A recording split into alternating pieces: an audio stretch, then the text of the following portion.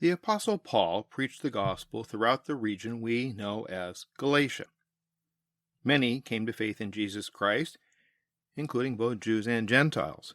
But soon after Paul left the region, false teachers appeared among the Galatians, challenging Paul's authority, insisting that Gentile converts live as Jews, and that means undergoing circumcision, keeping the Jewish feast days and dietary laws, so as to be obedient before God with sufficient works of the law in order to be justified. When Paul got news that this was happening, he wrote the letter we now know as the Book of Galatians.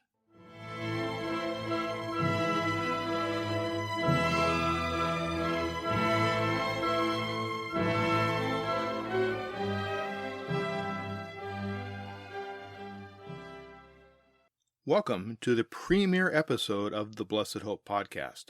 I'm Kim Riddlebarger, your host, as we begin our series on Paul's letter to the churches in Galatia.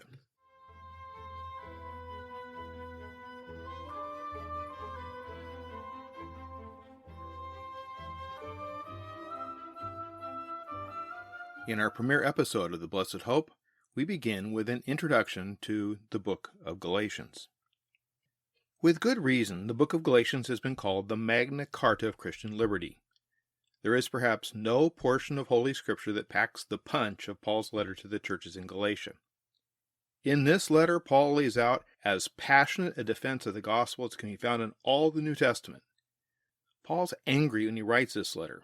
He calls the Galatians foolish in chapter 3, verse 1, going so far as to tell them that if they wish to insist upon the necessity of circumcision of Gentile converts, then they might as well go the whole way and emasculate themselves. That's chapter 5, verse 12. Now granted, these are strong words from the apostle, but then much is at stake: the gospel. The churches to which Paul is writing are congregations that he himself helped to found not long before in the Roman province of Pontus Galatia.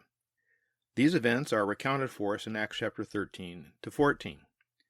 Now, some background here is probably important. The new churches of Galatia included congregations in the cities of Syrian Antioch, Iconium, Lystra, and Derbe. Galatia gets its name from the invading Celts who moved east across the Danube River. They crossed the Bosporus. They settled in Central Asia Minor, Anatolia, which is now modern Turkey.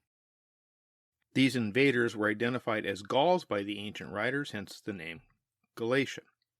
The Greeks saw the Gauls as a very warlike people who, having once settled in Asia Minor, very quickly identified with the local goddess, Agdistis, who was known as the Mother of Gods.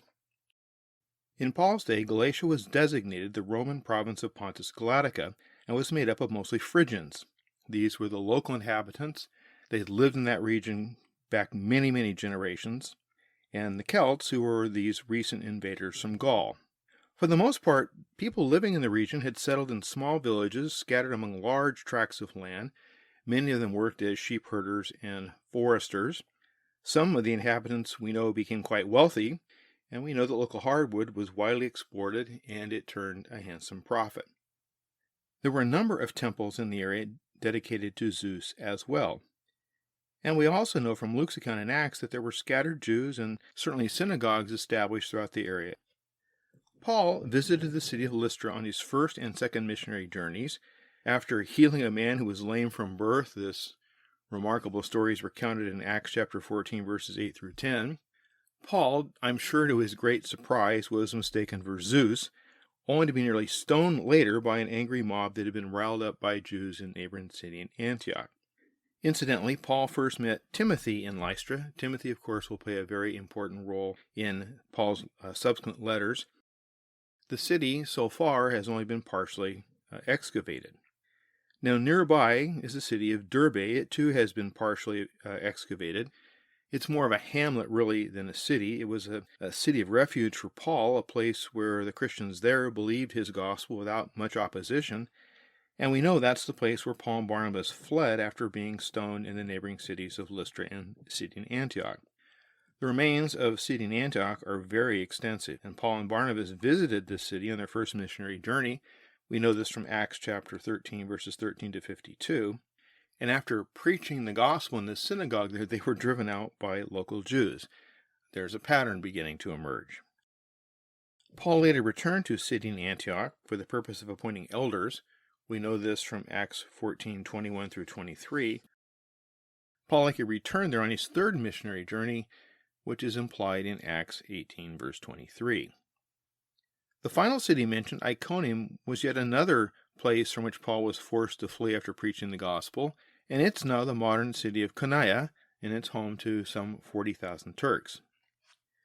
The gospel was embraced by many in these cities, and congregations were very quickly established, but soon these churches were tolerating, if not openly embracing, a form of teaching that directly contradicted the message the apostle had previously taught them about the person and work of Jesus Christ. For Paul, this becomes a spiritual battle to be fought over the content of the gospel.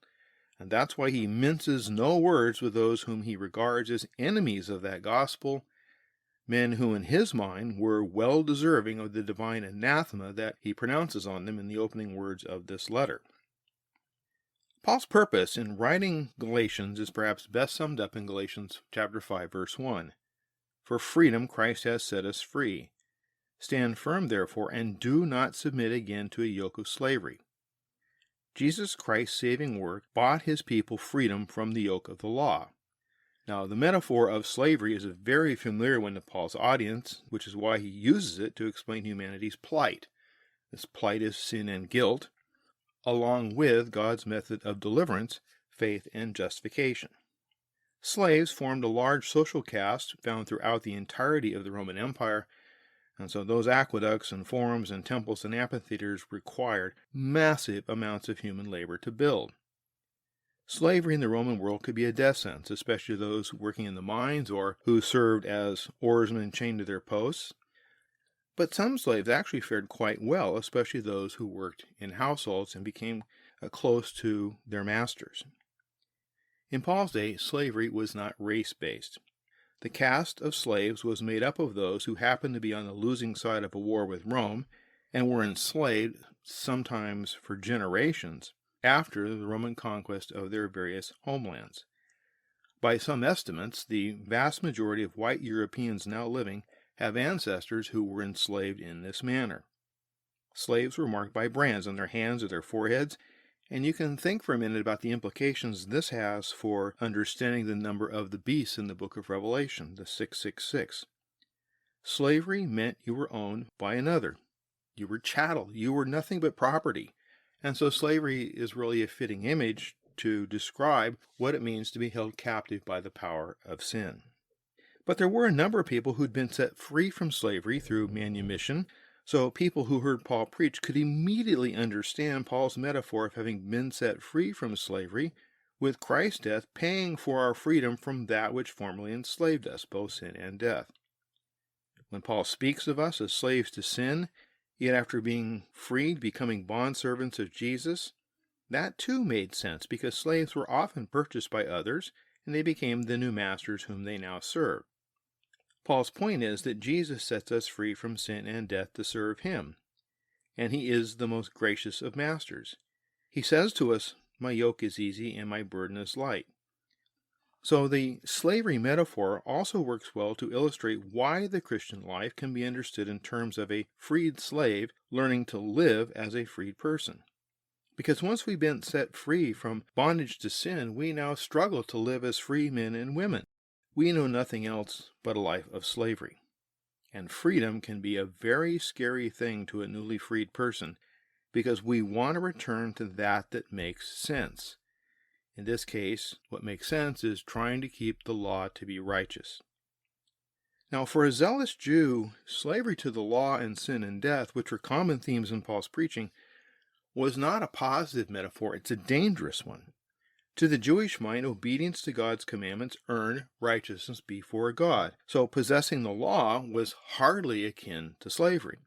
Rather, possessing the law as a people demonstrated a sort of Jewish superiority, because Jews possessed the law, something that no Greco-Roman pagan could boast. And so hearing Paul speak of Jesus as liberating people from the law was tantamount to challenging Israel's raison d'etre. So given this context, it should come as no surprise that those opposing Paul's gospel, known to us as Judaizers, were seeking to defend Jewish traditions and practice. We'll identify them as ethnic badges, things that include circumcision, feasts, and dietary laws.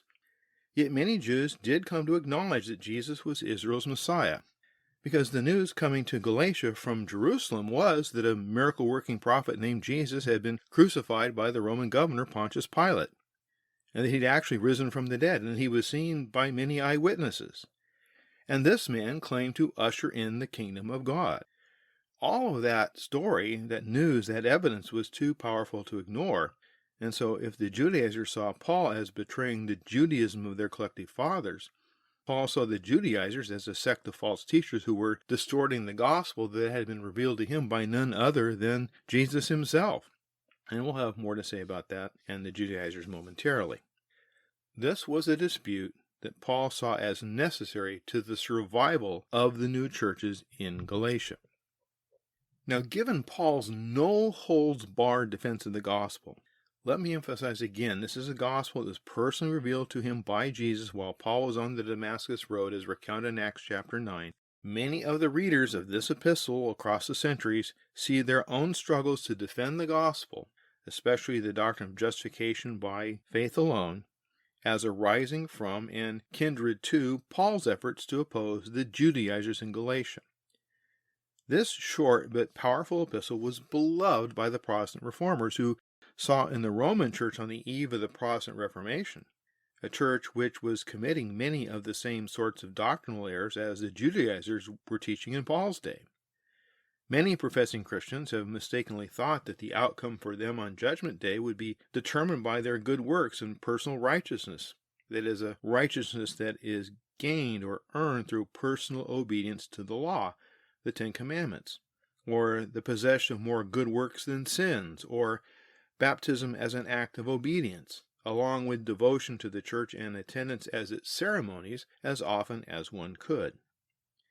The perpetual quest for a personal righteousness did indeed echo much of what the Judaizers understood about righteousness and how it ought to be earned. Martin Luther absolutely loved the letter to the Galatians, declaring, "This is my epistle to which I am betrothed. It is my Katie von Bora." That, of course, was Luther's beloved wife. Many consider Luther's commentary on Galatians to be his greatest legacy. John Calvin, a generation later, described Paul's letter as a defense, quoting, of a fundamental article of the Christian faith, which at the same time exposed Paul's opponents, the Judaizers, as wicked and dangerous, in that their false teaching, Calvin says, quoting, darkens the clearness of the gospel with ancient shadows. And that, of course, is exactly what John Calvin thought the Roman Church had done to apostolic Christianity: bury it with shadows. Although both Martin Luther and John Calvin saw in the Roman Church of their day errors very similar to Paul's Judaizing opponents in Galatians, a number of contemporary New Testament scholars caution us that the teaching of the Judaizers in Galatia was much different than the Romanism which Luther and those who followed him encountered in medieval Romanism. The advocates of the so-called New Perspective on Paul, and I'll refer to them often as the NPP, the New Perspective on Paul, they claim that Luther and those who followed him, that is, those who identify with the Protestant Reformation, read their own struggles with unresolved guilt that had been fostered by medieval Roman Catholicism back into Paul's struggle with the Judaizers of Galatia, and that supposedly distorts the true nature of Paul's dispute with these false teachers, with these Judaizers, over the meaning of the righteousness of God. Yet, as I'm going to contend throughout our time in Galatians, nobody gets Paul like Martin Luther. The fact of the matter is that there are far more similarities between Rome on the eve of the Reformation and Paul's first-century Jewish opponents than many modern NPP critics care to admit. Stephen Westerholm is absolutely right when he asserts, and I'm quoting, "There is more of Paul and Luther than many 20th century scholars are inclined to allow, and students who want to understand Paul but feel they have nothing to learn from a Martin Luther should consider a career in metallurgy. Exegesis is learned from the master." End of quote. I bet Dr. Westerholm found his invitations to the parties held by the various New Testament scholarly societies diminished after making that comment. I'm going to contend that biblical exposition should always be conducted in the light of the disciplines of systematic theology and historical theology, so that we don't read contemporary debates among New Testament scholars back into the biblical text, thereby arriving at an interpretation of Paul which says much to our fellow scholars, all the while saying very little about the doctrinal controversies which are currently being waged over the same ground as Paul and his Judaizing opponents. I see a sort of new perspectivalizing of Paul, which assumes that critical scholarship can tell us far more about righteousness than can a heartfelt sense of our guilt before a holy God. They tell us that Paul is condemning the Judaizers because they're boasting about their ethnic badges and cutting off Gentiles, pun intended, from the people of God. But I'm with Luther when Luther tells me this. This is where our theology is rooted. We teach how to spot the difference between these two types of righteousness, the active, and by that Luther means earned, and the passive, and by that Luther means received through faith. The result is that socially acceptable behavior and faith, works and grace, politics and theology should not be mixed up or confused one with the other. Says Luther, both are necessary, but both should be restrained within their own proper boundaries. Christian righteousness is binding on the new man, says Luther. But the righteousness of the law is binding on the old man who's been born of flesh and blood. And on this old man, as you would with an old mule, you should put such a heavy load that it will wear him out, and he should not enjoy the freedom of the Spirit given him by grace. In other words, any attempt to earn righteousness by law-keeping should cause us to despair and to seek relief in the gospel. If true, the get in by grace but stay in by good works mindset of many in the new perspective will just keep resurrecting the old man that we're doing our best to kill off. I'm not a mule, I'm in Christ, and so I'm a freed man. I am now bound by Christ's righteousness. I'm no longer enslaved by the law that constantly exposes my every sin. Now, the new perspective folk often claim to be biblicists. They're not bound by Reformation-era confessions or doctrines or debate. They just work with the Scriptures in its context. They're not tied to any of the creeds and confessions of historic Protestant churches. Granted, every doctrine must arise from Scripture. But the NPP folks have built a sort of Procrustean bed, which is their flawed understanding of Second Temple Judaism. We'll talk more about that in a moment. It's a Procrustean bed into which every piece of data has to be rammed. According to the NPP, Second Temple era Jews taught that God was gracious toward his people Israel. And Second Temple Judaism, they say, was not a religion of works righteousness. And therefore the conclusion is that Luther erred in taking Paul to mean that the Judaizers taught salvation through works righteousness, because according to the NPP, the gospel isn't about individual salvation. It's not really about how someone gets saved, but rather it's about how Jews and Gentiles who believe that Jesus was the Messiah, how they were to get along in the church. And therefore the implication is that the Reformation took a very wrong turn. It led to a dead end, and it led to a divided church, and the Reformation has actually caused many of the ills of the modern world.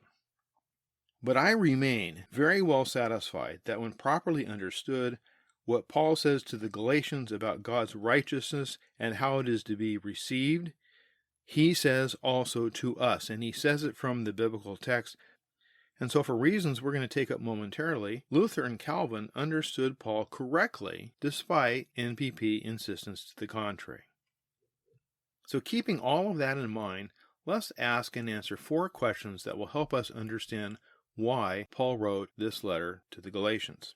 And the 4 questions are who, when, what, and why. It's important to consider the historical situation that led to this letter's composition. And so asking and briefly answering these basic questions, who, when, what, and why, that's going to provide the context for properly interpreting the book of Galatians, as well as give us the categories to understand many of the subsequent letters of Paul. So we begin with the question of authorship and authenticity, the who question. Well, who wrote this epistle? Paul is universally regarded as the author of Galatians, identifying himself as such in the opening verse. But he also makes a number of personal references, and he refers to common knowledge throughout the body of the letter. E.D. Burton, notes that, quoting, "There's no other letter which has a better claim to be regarded as Paul's work than Galatians itself." And Werner George Kummel, a well-known critical scholar, adds that those who dispute the authenticity of this letter, quoting, have quite rightly not been taken seriously. Now, when the letter was written, that's a matter of some dispute. Paul's circular letter to the various congregations in Galatia that we've just discussed was likely written in AD 48, prior to the Jerusalem Council that's described in Acts 15, verses 1 through 21. The Jerusalem Council was a very significant event in the apostolic church, and Paul makes no mention of it in his letter to the Galatians. And that's a very important point, since the council in Jerusalem ruled on the same dispute that Paul is having with the Judaizers in Galatia. And had that council taken place before Paul set quill to parchment, this would have been a very strong argument in his favor. But he says nothing to the Galatians about that ruling, and that's a very good reason to believe that Paul writes Galatians before the Jerusalem Council. We can say for sure that Galatians was written at some point after Paul visited Galatia.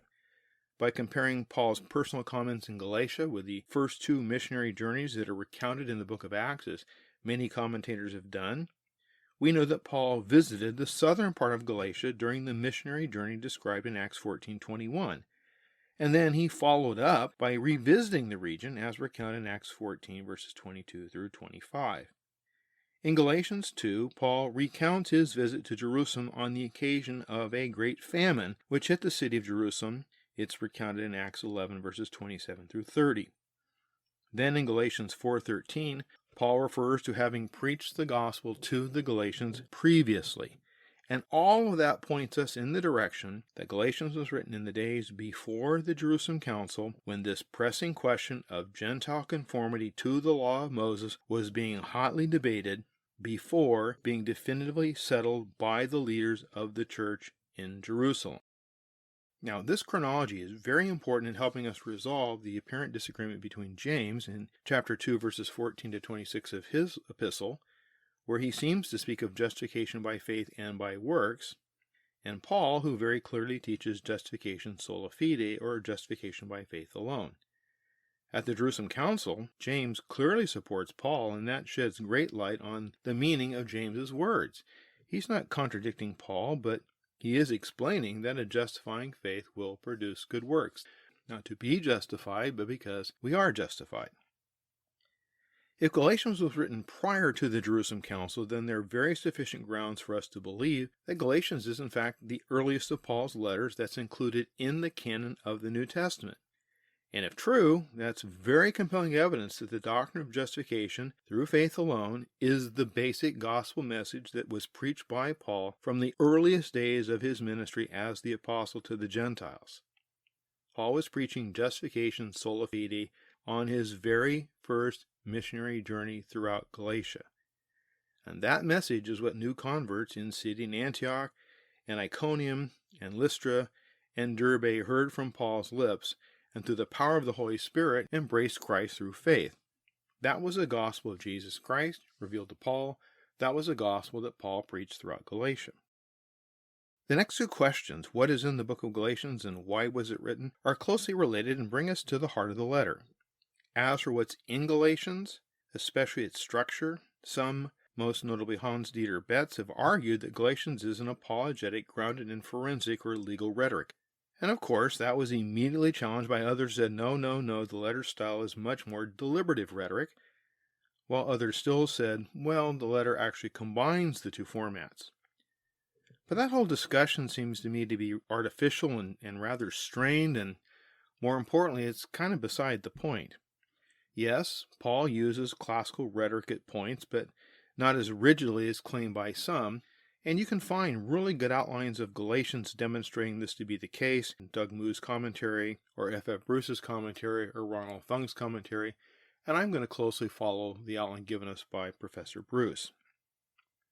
The presence of those identified as Judaizers, or Judaizo in the Gospels, in the book of Acts, and in Paul's letter, indicate that Jewish customs and practices were really commonplace among the first Christians because many of them were recent converts from Judaism. Others were identified as God-fearing Gentiles, that is, those who were in the process of conversion to Judaism, or those who were interested or fascinated by Jewish monotheism and its ethical teaching. We know that Jews lived throughout the Greco-Roman world, and they were surprisingly quite diverse in their zeal and in their practice. There were nominal Jews. They are mentioned in the New Testament. They maintained Jewish customs and practices in the midst of the Greco-Roman world, probably as a way to keep their distinct Jewish identity from being lost amid life in a very pagan Greco-Roman world. Such Jews practiced circumcision. They kept the Sabbath. They observed the dietary laws most of the time, but didn't necessarily distance themselves from Gentiles.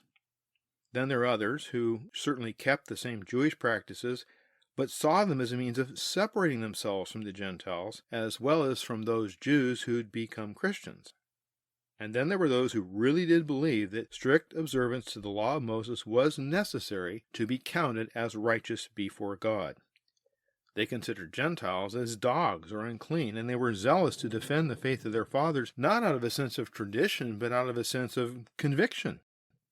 The New Testament makes reference to Jews in each of these categories, but the Judaizers were especially zealous for the law, for the Sabbath, and the customs of Judaism, even after coming to believe that Jesus was Israel's Messiah.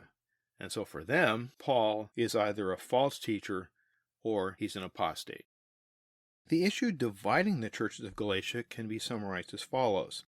Must Gentile believers in Jesus live like Jews in order to be faithful Christians?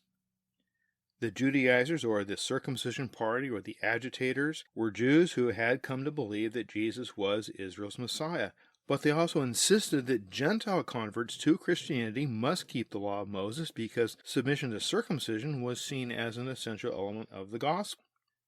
Now, Abraham himself was a Gentile convert, and Gentile converts must do as Abraham did, and that is to submit to circumcision as an act of obedience. And so debate over the relationship between Abraham's faith and his obedience plays a central role in Paul's letter to Galatia as well as in his letter to the Romans. According to the Judaizers, those properly converted, that is, those who embrace Jesus without giving up Judaism, must realize the full implications of their Jewish faith. Gentile converts are to believe in Jesus but live as Jews, and Paul sees things much differently. Now, according to Luke's account in Acts 13-15, Paul and Barnabas then turned to preaching to the Gentiles. We're told that in Acts 14:27. And many Gentiles were converted. But soon after, Paul and Barnabas left Galatia, apparently Jewish converts to Christianity, influenced by those who had come up from Jerusalem and Palestine, from the Jewish church that centered around Jerusalem. They began teaching in the churches that Gentile converts must submit to the law of Moses and undergo ritual circumcision in order to be righteous before God.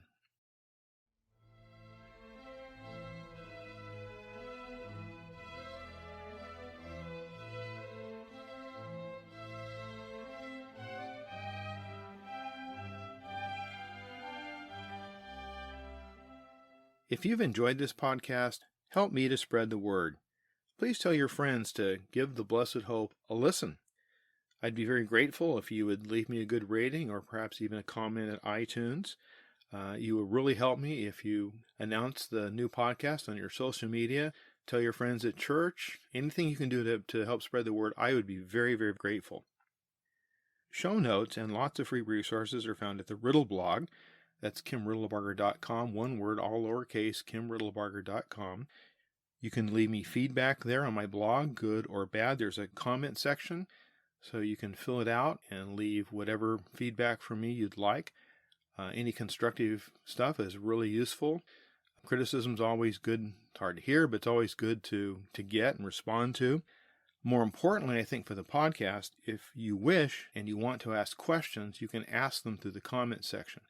And if the questions relate to the topic, and if the questions would be something I think others would benefit from hearing answered, I'll ask them and answer them in future episodes of the Blessed Hope podcast. So I'd love to hear your feedback. I'd love to hear your questions. And you can do so by going to the comment section at the Riddle blog. That's kimriddlebarger.com.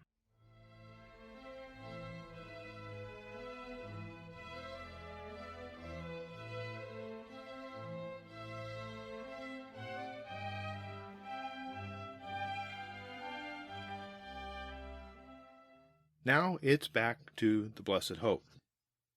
As mentioned, much of the approach I'm taking to understanding the Judaizers has been challenged by advocates of the so-called new perspective on Paul. That was a name coined by the late James D.G. Dunn.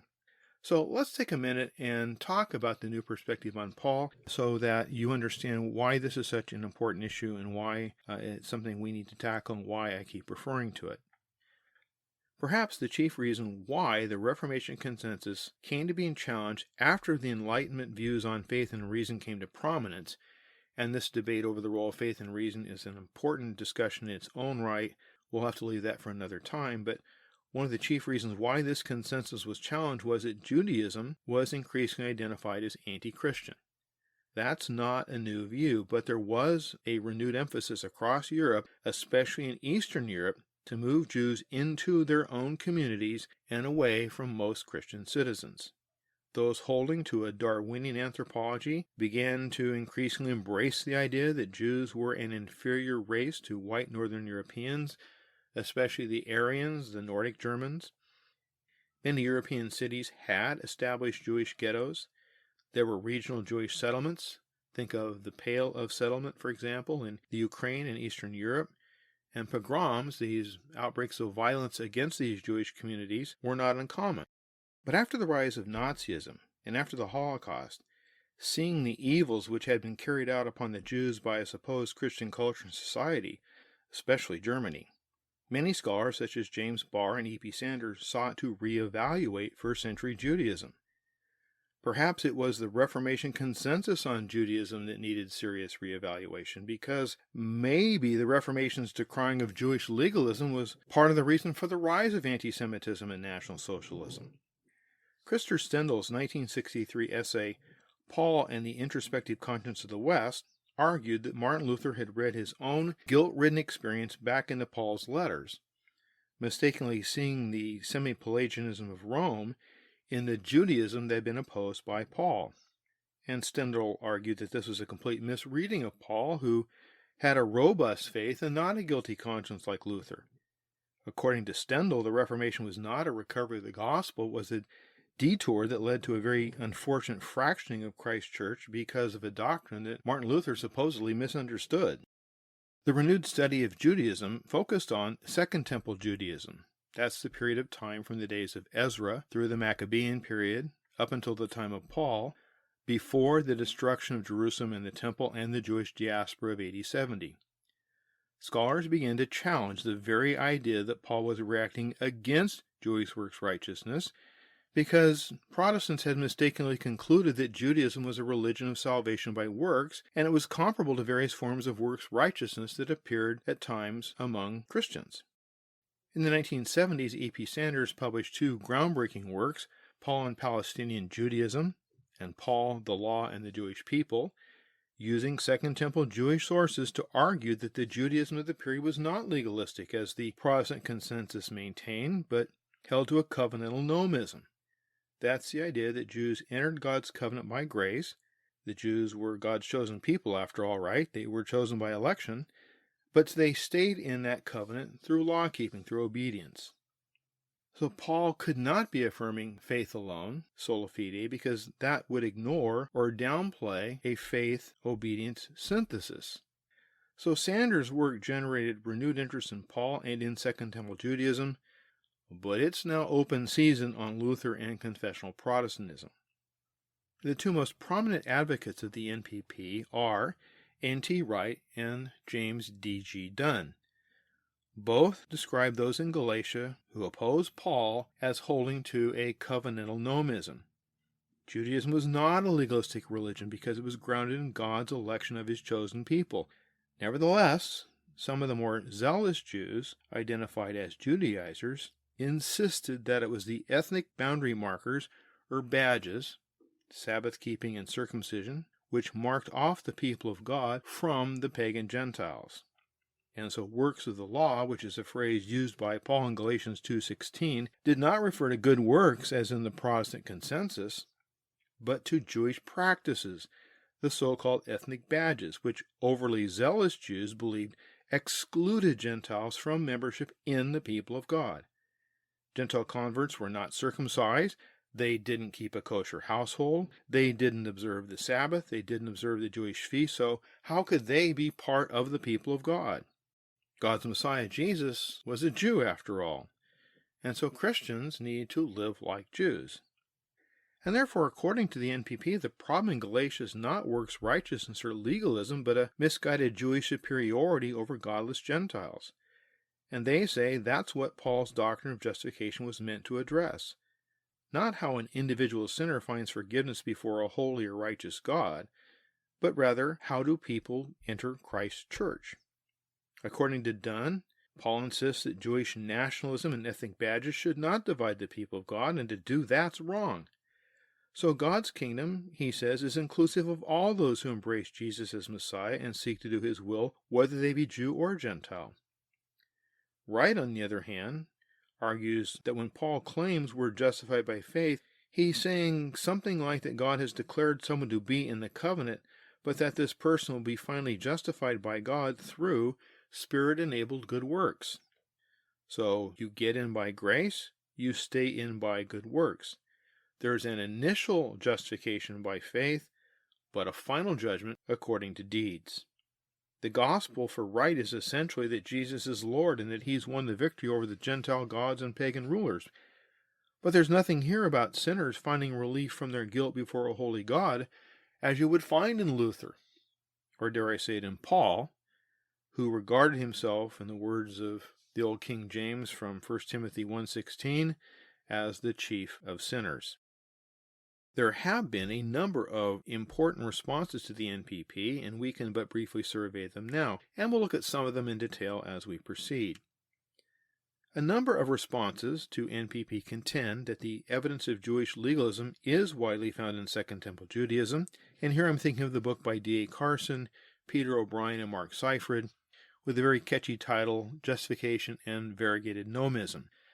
Don't judge a book by its title. It's a much better book than it sounds like it's going to be. Sanders and other NPP writers who follow him, what they did was to take a slice of the Second Temple pie, which is some evidence pointing to a gracious understanding of Israel's relationship to Yahweh, but those following Sanders made this slice into the whole pie by simply ignoring the legalistic elements that are found in the same Second Temple sources. It's also been argued in response to the NPP that Paul had a much more pessimistic view of human nature than did many Second Temple writers, because Paul takes the fall of Adam, the historic Adam, as his starting point. Many Jews of the Second Temple period were far more optimistic about human nature and human ability after the fall than was Paul. And that does actually mirror the debate between Augustinians and Semi-Pelagians that's found in the church across time, which the Augustinians have long opposed.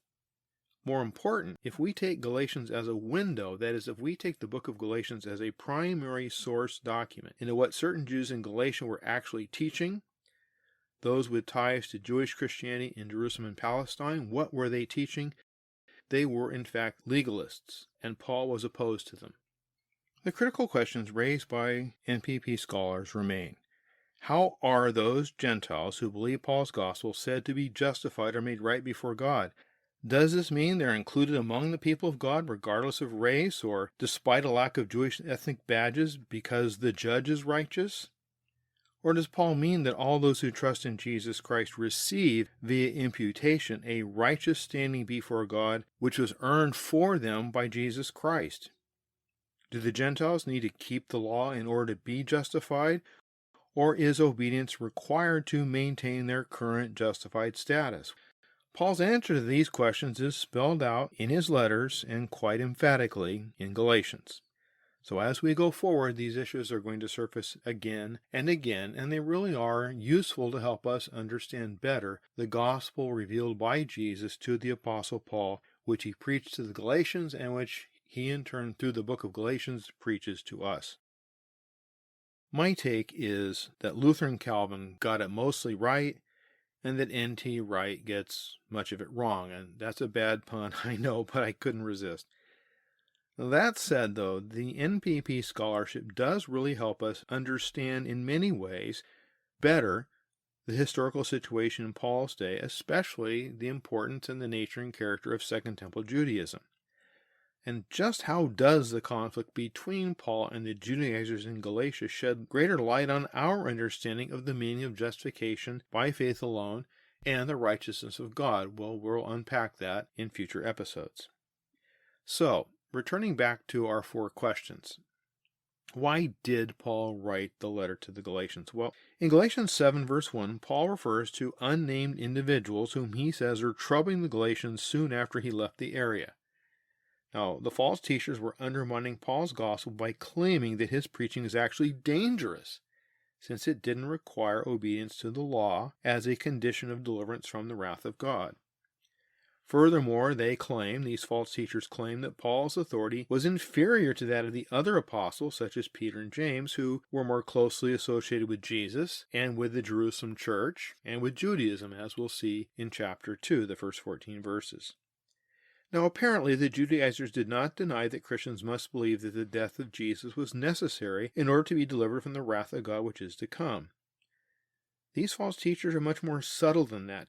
To their way of thinking, the death of Christ was necessary for salvation because it removed the guilt of past sin.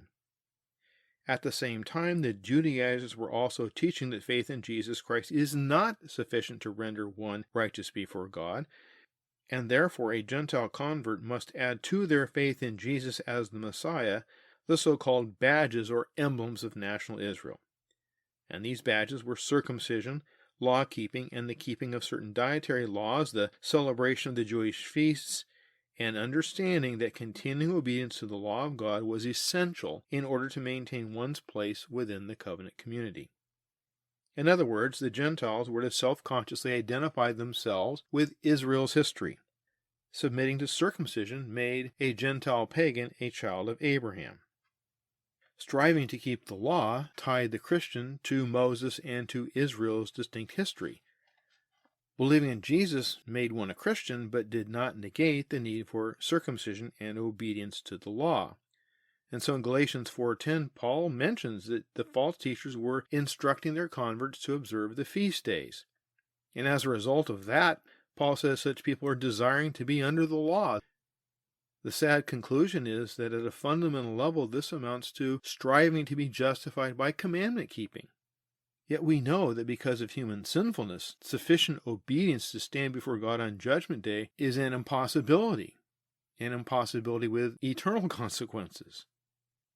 Now, this same group of false teachers is very likely represented at the Jerusalem Council in Acts 15 by those whom Luke describes as men who came down from Judea and were teaching the brothers, quoting, "Unless you were circumcised according to the custom of Moses, you cannot be saved." In their misguided zeal to preserve the tradition of their fathers, these false teachers were raising a very serious challenge to the gospel through their insistence that Gentile converts must not only become followers of Jesus as they had, but that these same Gentile converts must also submit to ritual circumcision in order to be regarded as righteous before God. And Paul responds to these false teachers with what can only be described as righteous anger. Paul's righteous anger is also aroused because the criticism raised against him was personal. Previously, Paul helped found these churches by preaching Christ crucified throughout the area, a point he makes in chapter 3, verse 1, though he says it was his own illness and his time spent in the area recuperating that made this providentially possible, chapter 4, verse 13. The Galatians, many of whom were Gentiles, according to verse 8 of chapter 4, had warmly welcomed Paul during his first visit. These people took Paul in. They cared for him when he was sick. He knew them by name. He had eaten with them. He had worked with them. He had labored with them. And now, many of these same people had been deceived by those whom Paul describes as those who trouble you, those who unsettle you. Chapter 1, verse 7, and chapter 5, verse 12. The agitators had come into Galatia from elsewhere, looking to add new converts, all the while boasting about the flesh of these converts in chapter 6, verse 13. These guys are like gunslingers putting notches in their belts. They're counting the number of circumcisions. They're counting the number of foreskins as proof that, in fact, the truth is on their side. Paul's intention is to rescue his Galatian congregations from falling from grace in chapter 5, verse 4, and that is a possibility that causes him very deep anguish, as he mentions 3 times. Galatians 3 verse 1, chapter 4 verse 19, and chapter 5 verse 12. Stephen Westerholm captures Paul's responses very well when he writes, quoting, "The fundamental question addressed by Galatians is thus not what is wrong with Judaism or the Sinaitic law, but," he says, "the question is," quoting again, "what is wrong with humanity that Judaism and the Sinaitic law cannot remedy? The answer," he says, "only faith in Jesus Christ provides a solution for humanity's captivity to sin." The law is not the problem. The law, Paul tells the Romans, is holy, righteous, and good. The problem is that because of human sinfulness, the law stands over us as our judge. That's the redemptive historical reason for which the law was given, to drive Israel to their Messiah, to drive them to Christ. Instead, the Judaizers and many Jews saw the law, saw possessing the law, saw obedience to the law as an end in itself, not realizing that if the law is not kept perfectly and completely, the law stands over them as a judge and condemns them. As we proceed then in the coming episodes, it is difficult to imagine a sterner rebuke to a group of churches than we find in Paul's epistle to the Galatians. One writer describes Galatians as one of the fiercest and most polemical writings in all the Bible, and indeed it is. At the same time, it gives us one of the clearest presentations of the gospel personally given by Jesus to Paul, which Paul in turn preaches to us through his letter to the churches in Galatia.